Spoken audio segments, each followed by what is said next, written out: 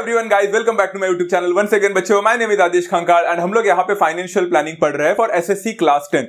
बच्चों SSC class 10 के आपके अलजेब्रा टेक्स्ट बुक में financial planning which is the 4th chapter, जो बहुत सारे बच्चों को बेसब्री से इंतजार था, हमने ऑलरेडी स्टार्ट कर लिया है। फाइनेंशियल प्लानिंग के इसके पहले 2 सेशंस ऑलरेडी कंप्लीट हो चुके हैं बच्चों, जहां पे मैंने बेसिक आप लोग को बताया है कि कैसे जीएसटी निकाला जाता है, जीएसटी का फॉर्मूला क्या होता है, टैक्सेबल वैल्यू के मदद से हम जीएसटी निकाल सकते हैं एंड टोटल वैल्यू भी निकाल सकते हैं। So all this things we are done with. Second session में हम लोग ने ये भी पढ़ा कि डिस्काउंट अगर आप लोग को दिया रहेगा तो डिस्काउंट से आप कैसे जीएसटी निकाल सकते हो, टैक्सेबल वैल्यू निकाल सकते हो। That session was also done. उसका लिंक डिस्क्रिप्शन बॉक्स में मिल जाएगा बच्चों, यहां पे सजेस्टेड वीडियोस में भी डाल दूंगा मैं यहां पे, तो प्लीज वो जाकर देख लेना।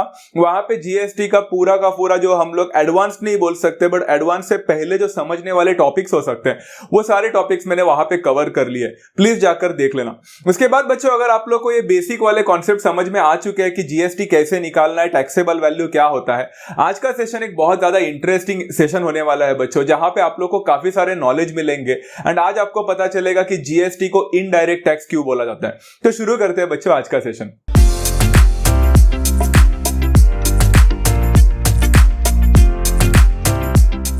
So what are we going to learn today? सबसे पहले मैं आपको ये बताना चाहता हूं, ये सेशन में नॉलेज ज्यादा है, तो पहला आप लोग को ये नॉलेज को ग्रास्प करना बहुत ज्यादा इंपॉर्टेंट है एंड आपके एकेडमिक रिलेटेड ही मैंने नॉलेज को यहाँ पे फिलहाल बांटने की कोशिश की है। तो यहाँ पे हम लोग क्या पढ़ने वाले हैं, ट्रेडिंग चेन के बारे में बात करेंगे। So first of all we are going to talk about the trading chain and ये ट्रेडिंग चेन जो बोलने वाला है ना, वो विद इन द स्टेट के बारे में हम बात करेंगे। अब what do you mean by the trading chain within the state बच्चों? यहाँ पे हम जो भी डील कर रहे हैं वो स्टेट के अंदर ही जो चल रहा है, लेन देन हो रहा है, ट्रेडिंग हो रहा है, वो स्टेट के अंदर हो रहा है। मतलब अगर महाराष्ट्र की बात करेंगे, सो एवरीवन ओवर हियर जो भी परचेस कर रहा है, जो भी बाय कर रहा है, वो सारे के सारे महाराष्ट्र के अंदर की बात हो रही है। So we are not going to talk about, यहाँ पे इंटर स्टेट के बारे में बात नहीं करेंगे बच्चा, मतलब स्टेट टू स्टेट के बारे में बात नहीं करेंगे। आपके टेक्स्ट बुक में फिलहाल उतना एडवांस्ड कुछ टॉपिक दिया नहीं है, तो वहां पे इंटीग्रेटेड जीएसटी, आईजीएसटी वगैरह सब आता है। टेक्स्ट बुक में एक छोटा सा लाइन देके रखा है, आप लोग जाकर देख सकते हो। So right now we will focus only upon the trading chain which happens within the state itself. Okay, तो ट्रेडिंग का चेन मतलब है यहाँ पे जो बायर और सेलर जो होते हैं वो कौन से टाइप के होते हैं। सबसे पहले जो बच्चा यहाँ पे आप लोग को ध्यान देना है वो है, सबसे पहले जो चीज बनता है वो होता है यहाँ पे which is obviously called as the manufacturing company. तो वहां पे जो बंदा बैठा हुआ रहता है उस बंदे को बोलते हैं manufacturer. Manufacturer manufactures the product, वो प्रोड्यूस करता है प्रोडक्ट को। वो प्रोडक्ट को बनाने के बाद जाहिर सी बात है वो बिजनेसमैन है, तो वो अपने पास तो ये मटेरियल को रखेगा है नहीं, तो ये मटेरियल को क्या करना पड़ेगा, मैन्युफैक्चरर को बेचना पड़ेगा। अब मैन्युफैक्चरर हर गली गली में जाकर आदमी को बेचता नहीं है, तो वो क्या करता है मालूम है, अपना बल्क अमाउंट को बेचता है, पूरा का पूरा बल्क अमाउंट को बेचता है डिस्ट्रीब्यूटर को, जिसको होलसेलर भी बोला जा सकता है। So therefore second particular person comes over here, he is called as the wholesaler, जो होलसेल में पूरा मटेरियल में खरीदता है बच्चा मैन्युफैक्चरर से एंड उस मटेरियल को, मतलब एक तरह से बोल सकते, देखो वहां पे मैंने वेयर हाउस करके भी लिखा, मतलब गोडाउन टाइप होता है जहां पे बहुत सारे मटेरियल्स आ जाते हैं जो डिस्ट्रीब्यूट हो जाते हैं हर जगह पे, हर लोकेलिटी पे। तो ये डिस्ट्रीब्यूट करने के बाद जो डिस्ट्रीब्यूट हुआ है वो किसको मिलता है, तो एक दुकानदार को मिलता है, जिसको दुकानदार को हम रिटेलर करके बोलते हैं बच्चों। जो दुकान हम लोग देखते हैं वो सारे रिटेल के दुकान है बच्चा, जहां पे सारे मटेरियल्स जो बेचे जाते हैं, हम लोग जो भी लेते हैं दुकान से, वो रिटेलर होते हैं। रिटेलर को ये सारी चीजें मिलने के बाद जाहिर सी बात है हम वहां पे जाते हैं खरीदने के लिए। सो रिटेलर किसको मटेरियल बेचता है बच्चों, the items are being sold to none other than the customer. तो these are the key important role players over here जो हमारे ट्रेडिंग को सक्सेसफुल बनाते हैं। सबसे पहले आता है बच्चा मैन्युफैक्चरर, उसके बाद में आता है wholesaler, then comes the retailer and then comes the customer. आपको ये सारे वर्ड्स को इतना याद रखने की जरूरत नहीं है बच्चा, ये समझ में आ ही जाता है धीरे धीरे। होलसेलर से मैन्युफैक्चरर से, होलसेलर से लेकर, रिटेलर से लेकर कस्टमर तक जाने वाला, या फिर कंज्यूमर भी बोल सकते हैं, तक जाने वाला ये जो सफर है, इस चीज को बोला जाता है बच्चा trading chain within the state. So यहाँ पे मैं एरो भी दिखा सकता हूं, द मैन्युफैक्चरर से मटेरियल होलसेलर के पास जाता है, then it goes to the retailer and then it goes to the customer as well. So this is how the trading chain works within the state. I hope बच्चों आप लोग को ये वाला कॉन्सेप्ट अच्छी तरह से समझ में आ चुका है। ओके, अब आप लोग को ये समझा ही है तो क्यों ना जरा सा इससे रिलेटेड आज का जो फॉर्मूला, आज के दिन का जो कैलकुलेशन सॉल्विंग करना है हम लोग को, मैथमेटिकल प्रॉब्लम, वो क्या होने वाला है समझने की कोशिश करते हैं। फर्स्ट ऑफ ऑल बच्चों let's try to understand GST क्या होता है ट्रेडिंग चेन में? तो ट्रेडिंग चेन तो हमने सीख लिया अभी, तो उसमें भी जीएसटी इन्वॉल्व ही रहेगा, बिकॉज वहां पे भी लेन देन हो रहा है, एंड जहां पे भी लेन देन होता है वहां पे जीएसटी तो आना जरूरी है, बिकॉज गवर्नमेंट हर प्रोडक्ट पे जीएसटी तो जरूर लगाएगा। अब यहां पे मान के चलते हैं बच्चों, एक मैन्युफैक्चरर जो है, ये मैन्युफैक्चरर घड़ी बनाने का एक कंपनी है, उसका मतलब एक्चुअली दे सेल, वो क्या प्रोडक्ट बनाते हैं, वो रिस्ट वॉच का प्रोडक्ट बनाते हैं। तो यहाँ पे रिस्ट वॉच खरीदने की और बेचने की बात हो रही है। तो यहां पे मेरे पास एक मैन्युफैक्चरर है, एंड मैन्युफैक्चरर ना होलसेलर को एक घड़ी बेच रहा है। तो यहां पे जो घड़ी बेच रहा है वो रिटेलर के पास जाएगा, आपके होलसेलर के बाद में, एंड वो रिटेलर के बाद में कंज्यूमर के पास जाएगा। So this is the trading chain that we have learned so far. अब यहां पे देखो क्या होने वाला है बच्चों, बारकाई से देखना, ये वाला जो पार्ट है अभी, ये 10 मिनट जो होने वाला है, ये काफी क्रूशियल और इंपॉर्टेंट होने वाला है आप लोग के लिए। अगर आपको ये फिर से देखना है तो इसको फिर से देख सकते हो। स्पीड थोड़ा बढ़ा लोगे तो चलेगा, 1.5x में देख सकते हो if you don't want to get bored, but please इसको अच्छी तरह से देखो। यहां पे ना मैन्युफैक्चरर देखो मटेरियल को बेच रहा है, कौन सा है, हमारा रिस्ट वॉच है, एंड वो रिस्ट वॉच जो बेच रहा है ना बच्चा, मान के चलो वो एक प्राइस उसने डिसाइड कर लिया कि ये रिस्ट वॉच मैं होलसेलर को बेचने वाला हूं 200 रुपीज को। तो वहां पे 200 का रिस्ट वॉच होलसेलर को मिला। तो जाहिर सी बात है होलसेलर ने वो रिस्ट वॉच को लिया होगा, एक रिस्ट वॉच को, एंड 200 रुपीज दिया होगा कंपनी को, मैन्युफैक्चरर को। अब होलसेलर ये मटेरियल अपने पास तो रखेगा है नहीं, तो वो क्या करेगा, वो रिटेलर को बेचेगा। अब रिटेलर को बेचते वक्त सबको पता है बच्चा, जिस मटेरियल को उसने 200 रुपए में खरीदा था, तो जाहिर सी बात है वो 200 रुपए में बेचकर अपना घाटा नहीं करेगा, मतलब नो प्रॉफिट नो लॉस ऐसा नहीं होगा, वो सिर्फ प्रॉफिट के बारे में सोचेगा। यहां पे बच्चा 200 को अगर ले लिया है उसने मैन्युफैक्चरर, मान के चलते हैं बच्चा उसने 200 का जो वॉच है उसको 300 रुपीज को बेच दिया रिटेलर को, and made a profit over here. हमें प्रॉफिट से कोई लेना देना नहीं है बच्चों, हम बस यहां पे अंडरस्टैंड करना चाहते हैं जीएसटी क्या होने वाला। अच्छा, 300 को यह मटेरियल मिल गया रिटेलर को। अब रिटेलर इसके बारे में दाम सोचेगा कि क्या करना है एंड क्या नहीं, एंड उसके बाद में मान के चलो उसने इसी रिस्ट वॉच को कस्टमर को बेच दिया, and that is nothing but equal to कितने में, 400 रुपए में बेच दिया, ऐसे मान के चलते। तो यहां पे ट्रेडिंग हो रहा है, 200 रुपए का वॉच 300 रुपए में गया, फिर 300 रुपए का वॉच 400 रुपए में जाकर कस्टमर के पास ये 400 रुपए में पहुंच गया। अब यहां तक तो सारी चीजें इजी थे, बट ये जो लेन देन हो रहा था ना बच्चा, जो मैंने आप लोग को 200, 300 एंड 400 दिखाया है, ये एक्चुअल प्राइस नहीं था बच्चा, ये टैक्सेबल वैल्यू था। मतलब लेन देन के टाइम में ये टैक्सेबल वैल्यूज थे, इस पे अब तक पूरा का पूरा जीएसटी नहीं लगा है बच्चों। तो जीएसटी लगाना बहुत ज्यादा इंपॉर्टेंट है। टैक्सेबल वैल्यू पे जीएसटी कैसे लगता है, हमने इसके बारे में पढ़ाई किया। तो बच्चों यहां पे जो जीएसटी लगने वाला है, हम लोग कंसीडर करते हैं बच्चा, GST on the wrist watch जो है वो 12% का है। मतलब गवर्नमेंट ने रिस्ट वॉच पे 12% का एक स्टैंडर्ड जीएसटी लगाया। तो अभी ना फिलहाल के लिए आपका फोकस सिर्फ मैन्युफैक्चरर और डिस्ट्रीब्यूटर के पास रहने दो, मतलब होलसेलर के पास रहने दो। तो जब मैन्युफैक्चरर ने 200 रुपए का रिस्ट वॉच दिया, तो डिस्ट्रीब्यूटर ने जाहिर सी बात है 200 रुपए उसको दिए होंगे मैन्युफैक्चरर को। तो क्या सिर्फ उसने 200 रुपए दिए क्या? बिल्कुल भी नहीं। 200 रुपए तो टैक्सेबल वैल्यू दिया ही, बट उसको जीएसटी भी देना पड़ा 200 रुपए पे। अब बच्चों कैलकुलेशन करना तो आपको आता है, वहां पे 12% लिखा है। तो बच्चों अगर 12% ऑफ 200 अगर मैं निकालने जाऊंगा तो 12 अपॉन 100 इंटू 200 करके देखो, आपको एक 24 करके एक सिंपल सा वैल्यू मिलेगा। मिला कि नहीं बच्चों? चेक करो, वीडियो को पॉज करना है, 24 मिल रहा है कि नहीं चेक करो। मिला?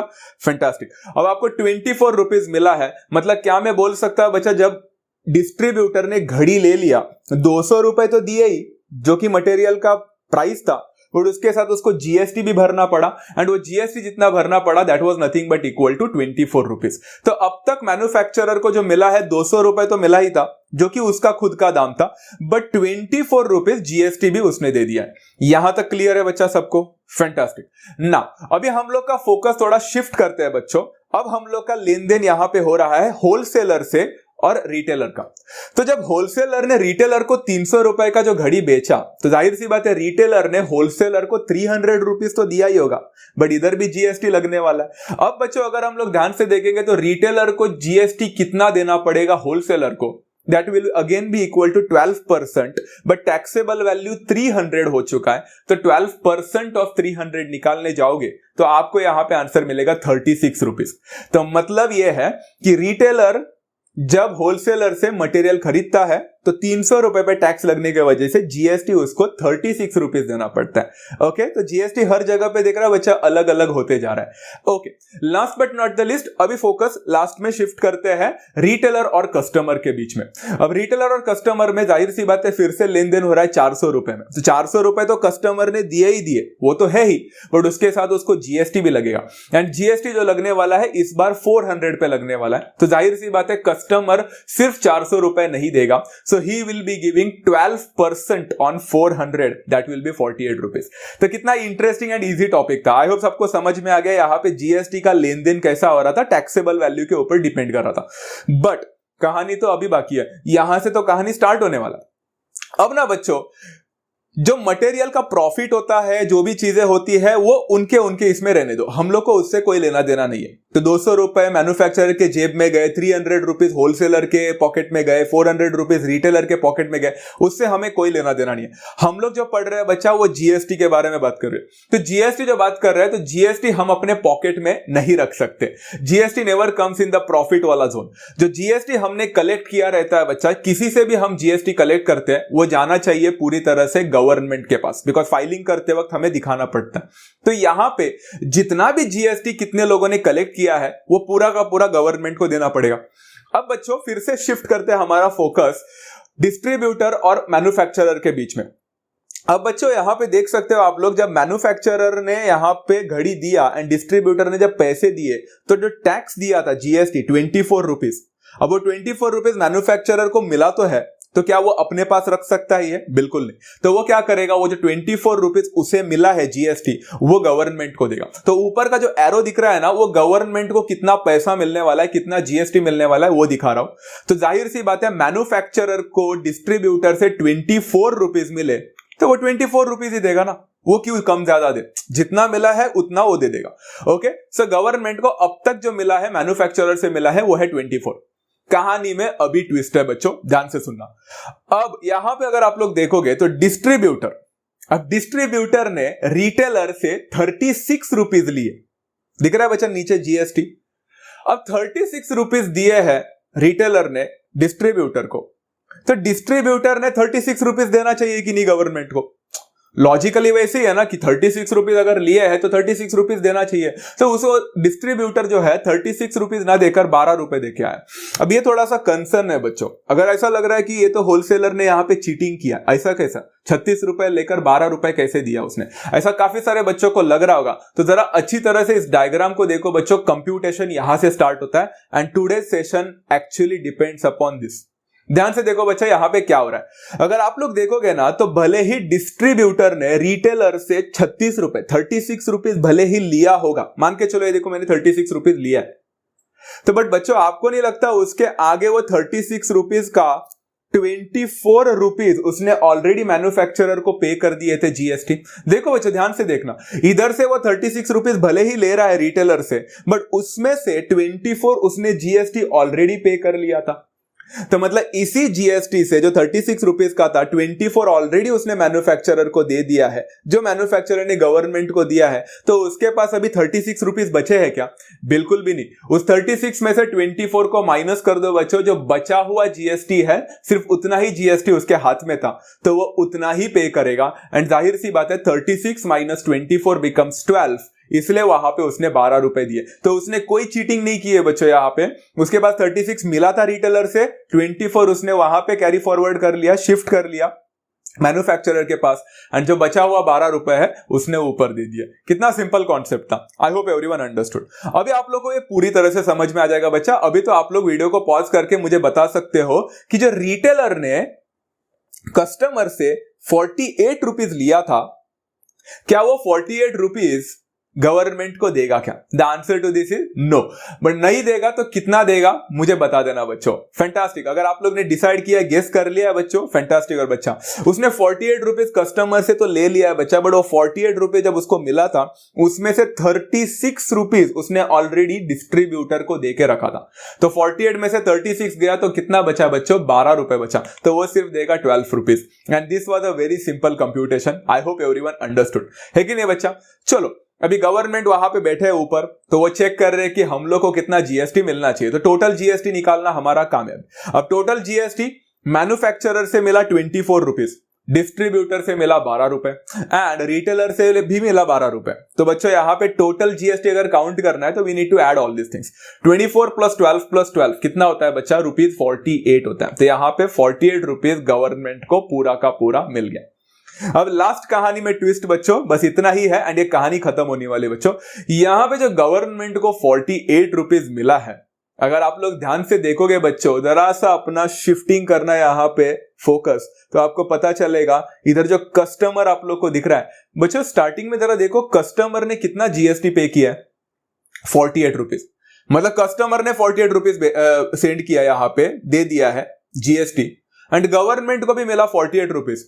इसका क्या मतलब होता है बच्चों? इसका मतलब सिंपल है कि इस पूरे के पूरे जो स्टेज ऑफ ट्रेडिंग था उसमें पूरा का पूरा स्टार्ट से लेकर एंड तक सिर्फ कस्टमर ही जीएसटी भर रहा था। Did you really understand this part बच्चा? अगर आप लोग देखोगे तो सर मैन्युफैक्चरर, होलसेलर और डिस्ट्रीब्यूटर जो रिटेलर है वो लोग क्या कर रहे थे? वो सिर्फ हमारा पैसा घुमा रहे थे। अगर आप लोग ध्यान से देखोगे तो आपको पता चलेगा बच्चों। देखो कस्टमर से 48 रुपीज गया, वो 48 में से रिटेलर ने 12 रुपए जीएसटी दे दिए हमारे ही 48 रुपीज का एंड बाकी का 36 रुपए घुमा दिया होलसेलर के पास।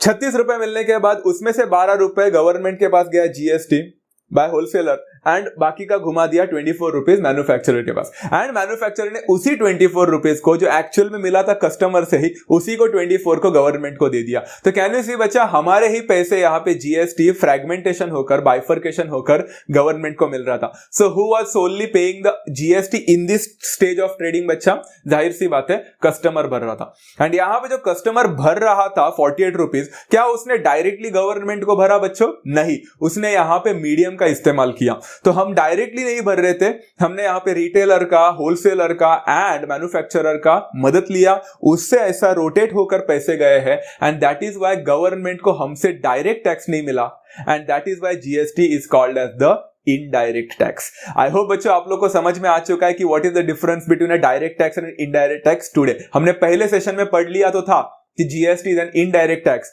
हमने आज उसको जान लिया है। Is that clear? चलो बच्चों अभी ना हम लोग यहाँ पे नॉलेज सेशन का लास्ट कॉन्सेप्ट को समझने की कोशिश करते हैं। अब यहाँ पे क्या होने वाला है मालूम है बच्चों? मैंने इनमें से जो पूरा का पूरा ट्रेडिंग स्टेज था, यहाँ पे जो ट्रेडिंग चेन था, उसमें मैंने सिर्फ अभी फिलहाल के लिए मेरा फोकस डिस्ट्रीब्यूटर के पास रखा। तो डिस्ट्रीब्यूटर का वही एग्जांपल मैंने यहाँ पे लिया। देखो बच्चों जरा ध्यान से, तो आपको दिख रहा होगा एक साइड से घड़ी ले रहा है डिस्ट्रीब्यूटर एंड दूसरे साइड से घड़ी को दे रहा है डिस्ट्रीब्यूटर। दिख रहा है बच्चा? तो जब घड़ी ले रहा था तो वो 200 रुपए में ले रहा था, जब बेच रहा था तो वो 300 रुपए में बेच रहा था, बट हमें उससे लेना देना नहीं है। उसके नीचे आप लोग को है ना दोनों का टैक्स दिख रहा होगा बच्चा, दिख रहा है? एक जगह पे टैक्स है 24 रुपीज जीएसटी एंड दूसरे जगह पे टैक्स है 36 रुपीज का जीएसटी। बराबर है? अब बच्चों ये वाला कॉन्सेप्ट को ध्यान से सुनना। जब मटेरियल कोई तो लेता है, when a someone particular person material लेता है, तो वो मटेरियल उसके पास इनपुट होता है। इनपुट ना, इनपुट का मतलब होता है लेना, आउटपुट का मतलब होता है जाना, बेचना। Is that clear? तो यहां पे जब मटेरियल आप इनपुट करते हो तब जो टैक्स होता है यहां पे आप भरते हो ना, उस टैक्स को बोला जाता है बच्चा input tax. Very simple, material in करते वक्त जो टैक्स होगा उसको इनपुट टैक्स बोलेंगे। And whenever you are going to sell the product, आप मटेरियल को आउट कर रहे हो, आपसे बेच रहे हो, तब जो टैक्स कलेक्ट किया जाता है बच्चा, उस टैक्स को बोलते हैं बच्चों output tax. Very simple, material इन के टाइम जो टैक्स है रिलेटेड इनपुट टैक्स, मटेरियल जब आउट जाएगा उसको बोलेंगे आउटपुट टैक्स। ओके, सिंपल था। अब ना बच्चों यहां पे देखो तो आउटपुट टैक्स हमारा यहां पे कितना देके रखा है? Output tax that we got is 36 rupees इस पर्टिकुलर केस में एंड इनपुट टैक्स हमें कितना मिला है बच्चा? इनपुट टैक्स हमें मिला है 24 रुपीज इस पर्टिकुलर केस में। तो यहां पे एक इंटरेस्टिंग कॉन्सेप्ट आता है, वो ये है कि जब आउटपुट टैक्स 36 रुपीज था एंड इनपुट टैक्स 24 रुपीज था, तो इस बंदे ने जीएसटी टोटल पे कितना किया था? ऊपर एरो देखोगे तो आपको 12 रुपए मिलेगा। तो जीएसटी पेएबल मतलब डिस्ट्रीब्यूटर को कितना जीएसटी पे करना पड़ेगा, ये कैसे मिला हम लोग को 12 रुपए? और actually equal to very simple thing, हमने 36 रुपीज को 24 रुपीज के साथ माइनस, मतलब 36 माइनस 24 किया एंड वी गॉट ₹12। तो यहां पे आपको नहीं लगता बच्चों एक अच्छा खासा सिंपल सा एक फॉर्मूला मिल चुका है बच्चों? जीएसटी कितना पे करने का एक फॉर्मूला मिल चुका है बच्चों। आपने देखा 36 रुपीज एक्चुअली आउटपुट टैक्स था एंड 24 इनपुट टैक्स था। तो आप लोग को एक फॉर्मूला मिल चुका है बच्चा, and today we are going to learn about that formula only बच्चों, एंड वो फॉर्मूला है जीएसटी पेएबल का फॉर्मूला। जीएसटी कैसे निकालने का हमने सीख लिया है, आज हम जीएसटी पे कितना करने का है वो फॉर्मूला भी सीखेंगे। And GST payable is always equal to output tax minus the input tax. तो यहां पे लिखेंगे आउटपुट टैक्स माइनस आईटीसी। अब आप लोग सोचेंगे what is ITC? Input tax तो सुना था आपने, इनपुट टैक्स बोला, अभी आईटीसी क्या है? आपके टेक्स्ट बुक में बच्चों यहां पे आईटीसी करके लिखा है, इनपुट टैक्स मतलब ही आईटीसी होता है, but you are not going to call it as an input tax when you write the formula.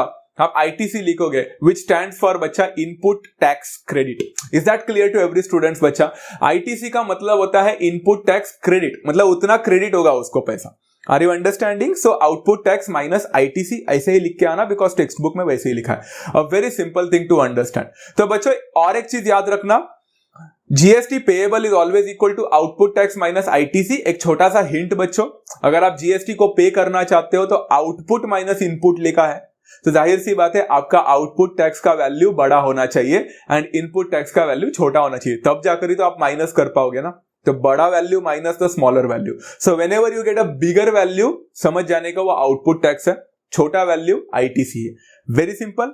I hope बच्चों आज का जो नॉलेज सेशन है, नॉलेज वाला पार्ट आप लोग को समझ में आ चुका है। बट हाँ, हम लोग नॉलेज को तो गैदर कर चुके हैं, अभी हम लोग को क्वेश्चन आंसर्स भी करना पड़ेगा। So let's try to understand the problems related to it. आज हम लोग जो प्रॉब्लम करने वाले बच्चा, ये सेशन का पार्ट 1 है, इसलिए इससे रिलेटेड क्वेश्चंस हम करेंगे तो जरूर, बट बहुत सिंपल क्वेश्चंस करेंगे।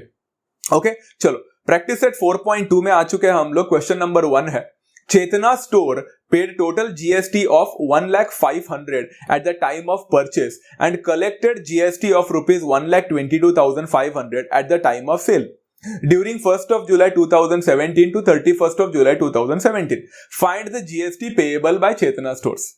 Okay, बच्चे यहां पे देखो, पहली बात तो इतना याद रखना कि चेतना स्टोर पेड टोटल जीएसटी। बच्चों आपको पता है input tax and output tax ये दोनों भी टैक्स है, मतलब input tax and output tax दोनों भी जीएसटी ही होते हैं। वो यहां पे कभी भी आप लोग को क्वेश्चन में मेंशन नहीं करेंगे कि कौन सा इनपुट टैक्स है कौन सा आउटपुट टैक्स है, वो आपको डिसाइड करना है। आप सोचो बच्चों, एक जीएसटी देके रखा है 1,05,000 एंड दूसरा जीएसटी देके रखा है 1,22,500। तो जो बड़ा रहेगा बच्चा वो जाहिर सी बात है आउटपुट रहेगा, जो छोटा रहेगा वो इनपुट रहेगा। तो यहां पे बच्चों हम लोग ने इनपुट टैक्स किसको माना? 1,05,000 को, एंड हमने आउटपुट टैक्स किसको माना? 1,22,500 रुपीज को। इन्होंने हमसे मांगा है जीएसटी पेएबल, हमने फॉर्मूला लिखा है बच्चा आउटपुट टैक्स माइनस दी आईटीसी। यहां पे आउटपुट टैक्स मतलब 1,22,500 होगा, आईटीसी का मतलब ही इनपुट टैक्स होता है बच्चों, तो यहां पे आप लोग को 1,05,000 मिलेगा। आपको सिर्फ इन दोनों को सब्ट्रैक्ट करना है बच्चों, you will get the final answer which will be equal to 22,000 rupees.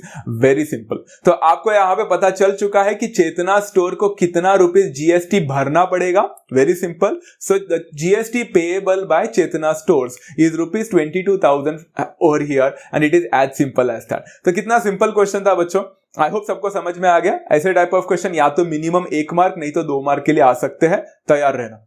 Okay, let's take another question बच्चा with the same practice set 4.2। यहां पे क्वेश्चन नंबर 2 है, Najma is a proprietor of a firm. Proprietor का मतलब अभी आप लोग को पता नहीं रहेगा तो कोई बात नहीं बच्चा, हम लोग उसके बारे में बाद में डिस्कस करेंगे। Registered under GST, she has paid GST of 12,500 on purchase and collected 14,750 on sale. उसने GST परचेस के टाइम 12,500 पे किया है एंड कलेक्ट किया है सेल के टाइम में 14,750। इधर से अभी आपको पता चल ही चुका रहेगा बच्चा, परचेस के टाइम जो होता है मतलब मटेरियल लेना इनपुट टैक्स होता है, एंड सेल के टाइम जो GST होता है वो आउटपुट टैक्स होता है। एंड वैसे भी आप लोग दिमाग लगा ही सकते हो बच्चा, जो बड़ा होता है वो आउटपुट होता है, जो छोटा होता है वो इनपुट होता है। तो यहां पे इनपुट टैक्स कितना देकर रखा है? 12,500, जो कि एक छोटा वैल्यू है, एंड आउटपुट टैक्स कितना देकर रखा बच्चा? 14,750 रुपीज देकर रखा, जो कि एक बड़ा वैल्यू है। तो यहां पे ये दोनों वैल्यूज तो देकर रखा है। Very simple thing.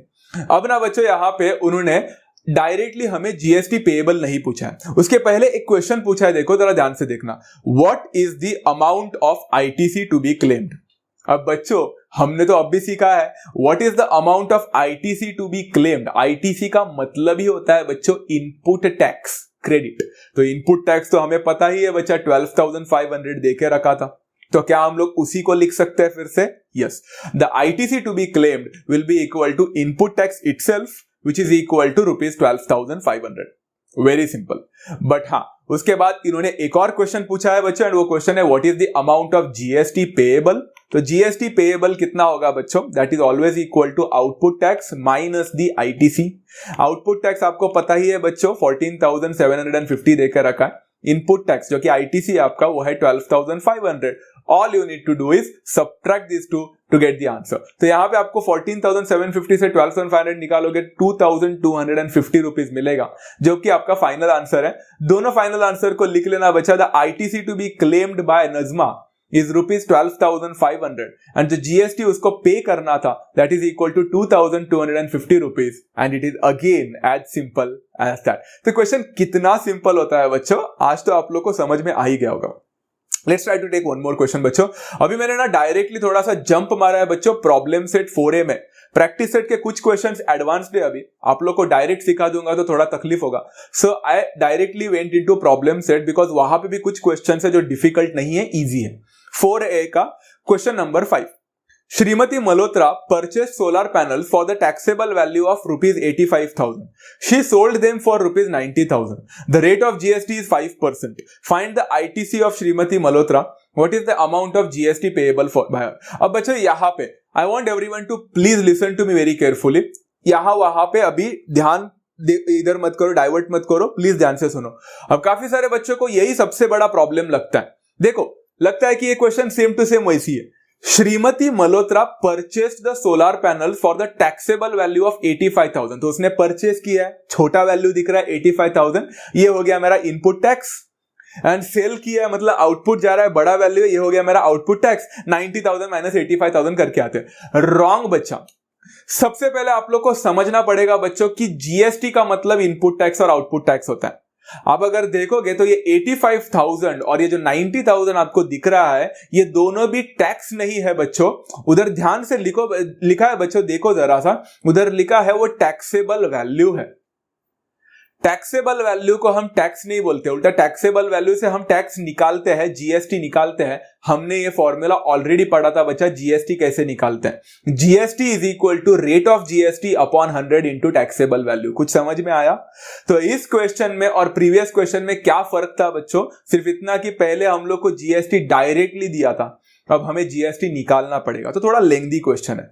ओके, अब GST कैसे निकालना है आपको आता है, इसलिए तो यहां पे उन्होंने रेट ऑफ GST भी देकर रखा है. चलो सबसे पहले क्वेश्चन को समझने की कोशिश करते हैं. श्रीमती मल्होत्रा ने सोलर पैनल को परचेस किया, तब उसका टैक्सेबल वैल्यू क्या था मैंने लिख के रखा है. The taxable value at the time of purchase was ₹85,000 and rate of GST तो देखे रखा है 5% है. तो क्या मैं यहां पे GST निकाल सकता हूं? यस. GST का फॉर्मूला याद है बच्चों, rate of GST upon 100 into taxable value. But ना listen to me very carefully. भले मैं इसमें GST लिख सकता था, बट श्रीमती मल्होत्रा परचेस कर रही है. परचेस कर रही है मतलब मटेरियल को इन कर रही है, मटेरियल को ले रही है. तो जाहिर सी बात है जो टैक्स में निकाल रहा हूं, जो GST है, इस बार वो कौन सा GST रहेगा? इनपुट टैक्स रहेगा. इसलिए मैंने यहां पे फॉर्मूला में थोड़ा सा बदल किया, GST के जगह पे इनपुट टैक्स लिखा, because they are one and the same thing. Input tax is equal to rate of GST upon 100 into taxable value. And यहां पे इनपुट टैक्स निकालने के लिए रेट ऑफ GST 5 देकर रखा है, मल्टीप्लाइड बाय क्या हो जाएगा? टैक्सेबल वैल्यू हमारा 85,000 है. 0 gets cancelled from both the side बच्चा. आपको 850 मल्टीप्लाइड बाय 5 करना है, ₹4,250 आपको टैक्स लगेगा यहां पे. वेरी सिंपल है. एंड ये टैक्स जो है मेरा इनपुट टैक्स है. यहां तक सबको समझ में आ गया? अब ना बच्चों, ऊपर क्वेश्चन लिखा था find the ITC of Shrimati Malhotra. बच्चों सबको पता है ITC का मतलब ही इनपुट टैक्स होता है. तो मैं यहां पे लिख सकता हूं therefore ITC of Shrimati Malhotra is nothing but input tax itself. And मुझे पहला आंसर मिल चुका है 4,250. As simple as that. तो पहला आंसर मिल गया. अच्छा, उन्होंने दूसरा क्या पूछा था बच्चा? What is the amount of GST payable. अब GST पेएबल के लिए आपको इनपुट टैक्स भी चाहिए होता है एंड आउटपुट टैक्स भी चाहिए होता है. अब आपने इनपुट टैक्स तो निकाल लिया, आपको नहीं लगता कि आउटपुट टैक्स निकालना भी चाहिए? एंड वो सेम प्रोसीजर है. चलो, आउटपुट टैक्स निकालने के हम क्या करेंगे? वेरी सिंपल है. आउटपुट टैक्स के लिए आउटपुट वाला टैक्सेबल वैल्यू होना चाहिए, वो है सेल में. वहां पे लिखा है देखो, the taxable value at the time of selling. जब वो सेल कर रही थी तो वहां पे क्या हो रहा था बच्चा, 90,000 का था। Very simple. तो शी सोल्ड देम फॉर 90,000, तो यहां पे हो गया 90,000 रुपीज। Very simple. आपको यह टैक्सेबल वैल्यू मिला है, तो यहां पे रेट ऑफ जीएसटी 5% था। तो जब मटेरियल को सेल हो रहा था, यहां पे सेलिंग हो रही थी, तो सेलिंग हो रही थी तभी बच्चा कौन सा टैक्स मिलेगा आपको, मटेरियल बाहर जा रहा है, आउटपुट जा रहा है, तो आउटपुट टैक्स मिलेगा। Therefore output tax is equal to same formula, rate of GST upon 100 multiplied by taxable value. आपका रेट ऑफ जीएसटी 5% ही है अभी भी, सिर्फ टैक्सेबल वैल्यू बदल चुका है, 90,000 बन चुका है। 0 गेट्स कैंसल्ड अगेन, 9 5 45 होता है, तो आपको 4,500 रुपीज मिलेगा, जो कि है आउटपुट टैक्स। अब बच्चों क्वेश्चन ऑलमोस्ट खत्म होने आया है। आपको आउटपुट टैक्स मिला 4,500, आपको इनपुट टैक्स मिला 4,250, तो आप लोग निकाल सकते हो GST payable. The formula is output tax minus ITC. 4,500 rupees में से 4,250 रुपीज को माइनस करो, 250 रुपए करके मिलेगा एक छोटा सा value 250 rupees. And I can finally से ओवर हियर बच्चा कि जो जीएसटी मुझे यहाँ पे पे करना पड़ेगा that will be by Shrimati Malhotra 250 होगा। एंड आईटीसी जो होगा बच्चा श्रीमती मल्होत्रा का, वो होगा 4,250, which nothing but is the input tax. Very simple thing to understand. Question भले ही बड़ा था बच्चों, सिर्फ कंफ्यूज मत होना बच्चा। जब उन्होंने जीएसटी देखे रहेगा डायरेक्टली, तो जीएसटी का मतलब इनपुट एंड आउटपुट रेस्पेक्टिवली रहेगा, बट उन्होंने जीएसटी ना देकर टैक्सेबल वैल्यू दिया रहेगा, तो आपको जीएसटी पहला निकालना पड़ेगा। Is that clear? सिंपल था। चलो ऐसे टाइप ऑफ क्वेश्चन 3 मार्क के लिए आ सकते हैं। Now let's take one more question बच्चा, प्रॉब्लम सेट 4A का ही ले रहा हूं, एंड वो है क्वेश्चन नंबर 6। अब ये क्वेश्चन देखकर थोड़ा डर जरूर लगता है, एंड हाँ I want everyone to please note this down। ये क्वेश्चन थोड़ा सा आप लोग को घुमा फिरा सकता है थोड़ी देर के लिए, बट समझना बहुत ज्यादा इंपॉर्टेंट है। A company provided G security services for the taxable value of rupees 64,500. Rate of GST 18% था। Company had paid GST of rupees 1,550 for laundry services and uniforms etc. What is the amount of ITC मतलब input tax credit, and find the amount of CGST and SGST payable by the company। Guarantee अगर ये question में आएगा तो sure shot 3 mark के लिए तो जरूर आएगा बच्चा। तो इसको अच्छी तरह से पढ़ाई करने की कोशिश करते हैं हम लोग। सबसे पहले देखेंगे बच्चा इस क्वेश्चन में क्या डिफरेंस था पिछले क्वेश्चन से। तो एक्चुअली ये क्वेश्चन जो हमने पिछले क्वेश्चन किए उनका हाइब्रिड कैसे बताने की कोशिश करता हूं। A company provided G security services. बच्चों अगर मैं आपको कुछ प्रोवाइड कर रहा हूं, इसका मतलब है कि मैं कुछ आप लोग को दे रहा हूं, एंड जो मैं आप लोग को कुछ दे रहा हूं मतलब मेरे से वो आउटपुट जा रहा है। Are you understanding? A company provided G security services for the taxable value of 64,500। तो बच्चा क्या मैं बोल सकता है यहां पे taxable value at the time of sale हो गया। ये क्यों सेल हो गया? क्योंकि मैं सर्विस को प्रोवाइड कर रहा हूं, मतलब मेरे से कुछ तो आउटपुट जा रहा है, मतलब यहां पे ये सेल हो गया।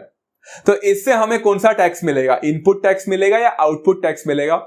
जाहिर सी बात है बच्चा, हमें इससे आउटपुट टैक्स मिलेगा। यही थोड़ा सा क्वेश्चन गुमराह करने के लिए बोला था बच्चा। Company provided G security services का मतलब बहुत सारे बच्चों को समझता नहीं। जब कोई भी चीज हम लोग सर्विस को हम प्रोवाइड करते हैं तो हम कुछ ना कुछ तो देते हैं, एंड जब हम कुछ देते हैं तो मटेरियल आउट जा रहा है या फिर सर्विस आउट जा रही है, मतलब यहां से हमें आउटपुट टैक्स मिलेगा। वेरी सिंपल है। चलो यहां पे रेट ऑफ जीएसटी देकर रखा है 18%, इसलिए मुझे आउटपुट टैक्स मिलेगा बच्चों। The output tax is equal to rate of GST upon 100 into taxable value, जो कि होगा 18 upon 100 multiplied by 64,500। 0 gets cancelled. 645 को 18 से मल्टीप्लाई करो, आपको मिल जाएगा 11,610। एंड मुझे यहां पे सक्सेसफुली फिलहाल के लिए तो एक आउटपुट टैक्स मिल गया। क्लियर है? अब जरा ध्यान से देखो बच्चों, ये वाला पार्ट थोड़ा इंटरेस्टिंग है। The company had paid GST of 1,550। The company has paid taxable value नहीं बोला है, डायरेक्टली जीएसटी बोला है, for laundry services and uniform. बच्चों कंपनी पे कर रही है किसको? तो एक बात बताओ बच्चों, अगर आप एक किताब के लिए पैसे पे करते हो किसी को, तो मतलब आप एक बुक्स खरीदने जा रहे हो या फिर नोटबुक खरीदने जा रहे हो या कुछ भी खरीदने जा रहे हो, वेन एवर यू पे समथिंग, क्यों पे करते हो आप लोग? कुछ खरीदने के लिए।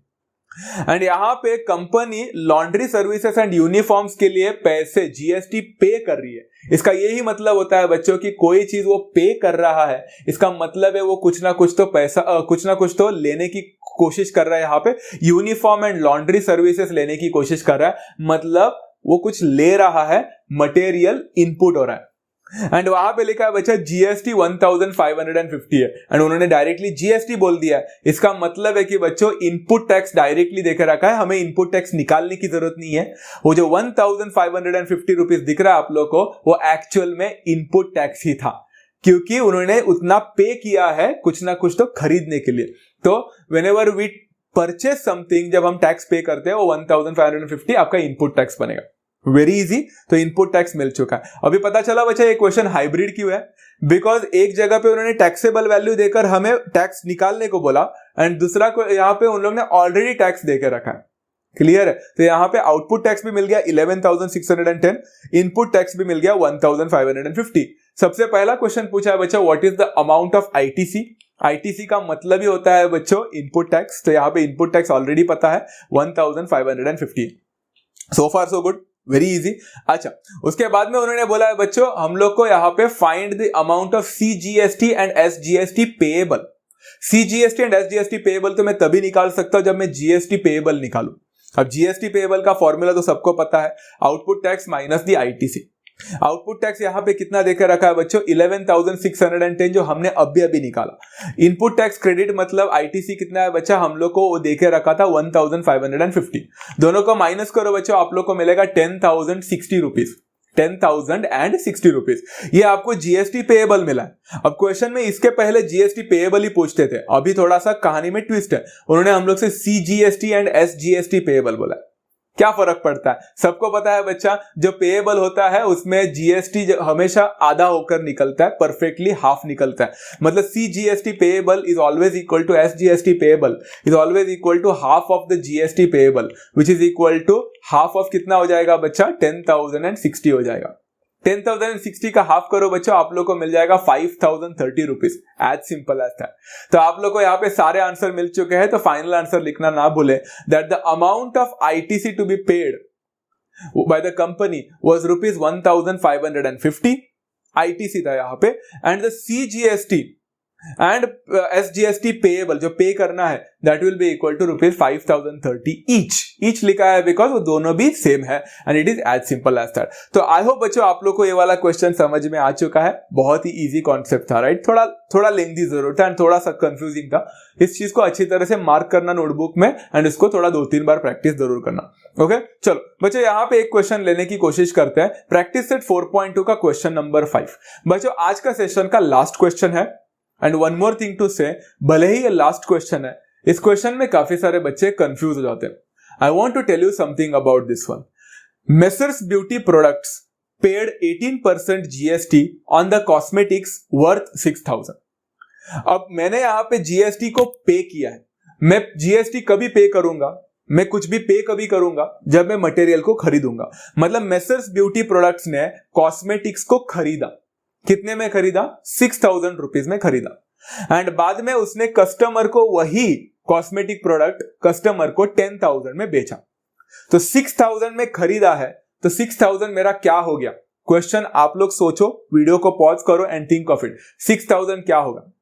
अगर आप लोग ने बोला है 6,000 रुपीज इनपुट टैक्स होगा तो आप गलत सोच रहे हो बच्चों। 6,000 रुपीज को मैं खरीद रहा हूं, मतलब जब हम लोग मटेरियल खरीदते हैं तो वो होता है हमारा टैक्सेबल वैल्यू। तो 6,000 रुपीज हमारा टैक्सेबल वैल्यू हो गया परचेस के टाइम में। तो मैंने यहां पे लिखा the taxable value at the time of purchase was rupees 6,000। तो इनपुट टैक्स कैसे निकाले? इनपुट टैक्स निकालना है, सबसे पहले बच्चों जरा क्वेश्चन को ध्यान से देखो। फाइनल स्टेटमेंट क्या लिखा है? What are the amounts of CGST and SGST बोला है।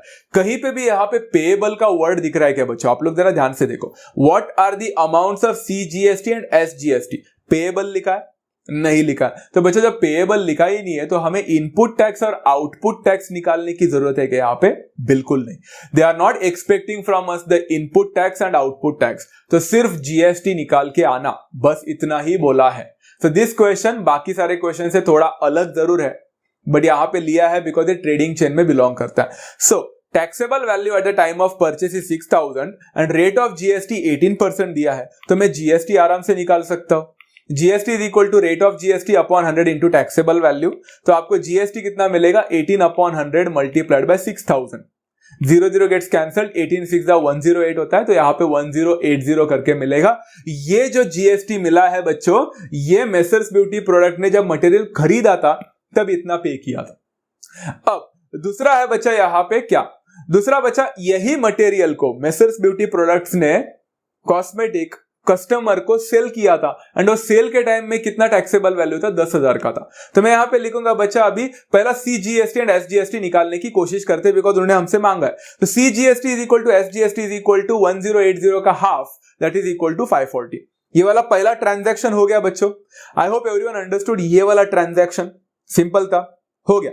ये ट्रांजैक्शन परचेस वाला था, सीजीएसटी एसजीएसटी निकाल के रखा, 540, बात खत्म, कहानी खत्म। अब बच्चों the taxable value at the time of sale था 10,000 रुपीज, एंड यहां पे जाहिर सी बात है रेट ऑफ जीएसटी फिर से 18% था, तो मैं जीएसटी निकाल सकता हूं, that is rate of GST upon 100 into taxable value again, and rate of GST तो सबको पता है 18 है, अपॉन 100 मल्टीप्लाइड बाय 10,000 हो जाएगा। 0 गेट्स कैंसल्ड बचा, 18 मल्टीप्लाइड बाय 100 बिकम्स 1,800। तो यहां पे जब सेल हो रहा था तो जीएसटी कितना हो रहा था, 1,800 हो रहा था। तो सीजीएसटी एंड एसजीएसटी कितना हो जाएगा बच्चों, 1,800 का हाफ होगा, जो कि 900 है। तो आपको यहाँ पे सीजीएसटी एसजीएसटी मिल गया है 900 rupees each eight the time of selling. उन्होंने हम लोग से यही पूछा था बच्चों कि amount of CGST and SGST निकालो इनवॉइसेस में।